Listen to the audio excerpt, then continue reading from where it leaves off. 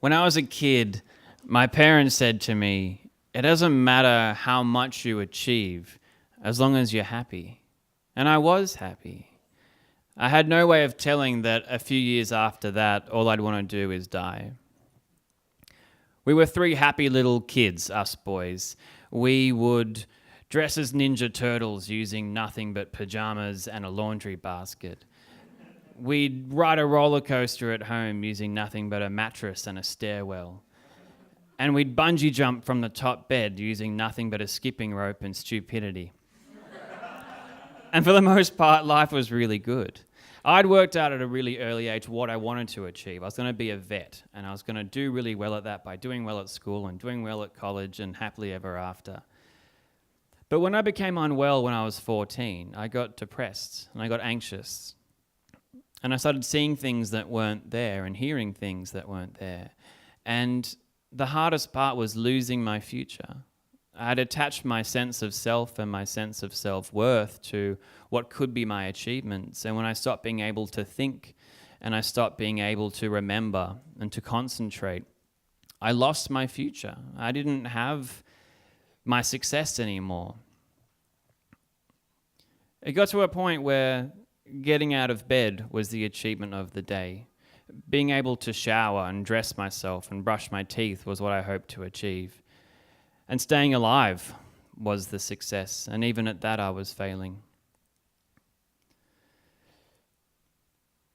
Shortly after I turned 16, there was one morning where I went downstairs and it was a bright day, but the tiles were cold. And I sat down because I saw my family crying, and they explained to me that that night before, my brother Christopher had killed himself. I wasn't able to feel anything in that moment. I didn't have any emotions. I couldn't sense anything around me. It was just numb. Eyes in surgery and a transplant. I went to my mum and I said, I've forgotten everything about Christopher. I can't remember any conversations we've had anymore apart from the very last one we had, which was a very short 2-word conversation. He said to me, nice socks. I was not wearing nice socks that day. I think he may have been using sarcasm.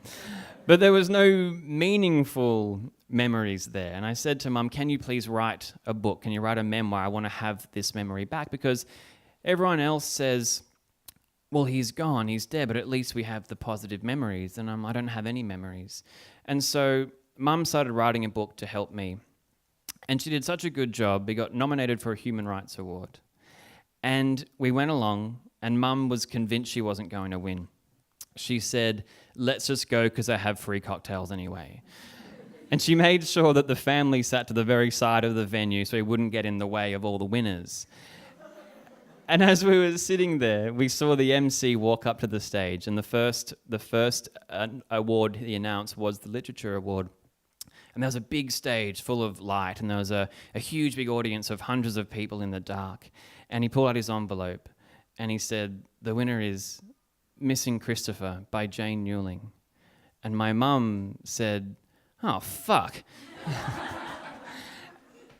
And we all said, oh, fuck. We had no idea this was going to happen.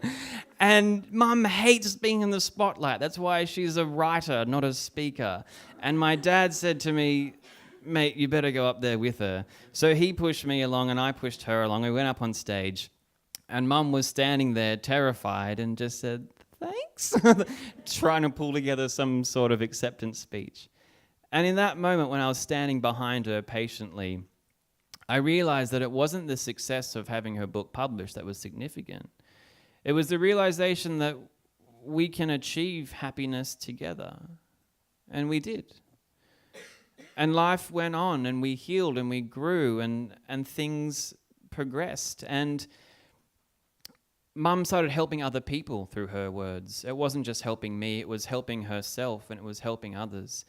And then I found that I could probably do the same thing as a career. I started speaking more and more to people and speaking publicly about our experiences too.